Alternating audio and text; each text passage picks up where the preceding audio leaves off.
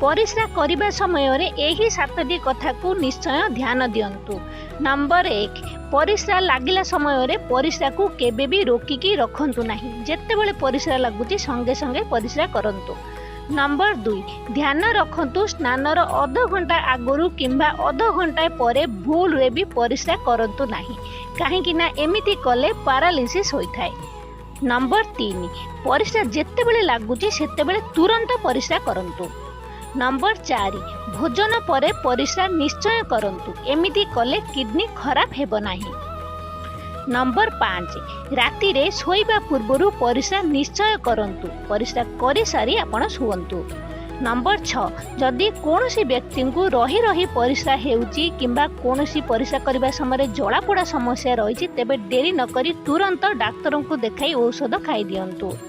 Number 7, जदि कोनोसी तेल मसला खाद्य खाई जेमिति पूरी पराठा मैदायुक्त खाद्य बा किछि छणाछणी खाद्य खाई ताले खाइबार 1 घंटा परे खूब सारा पानी पियंतु।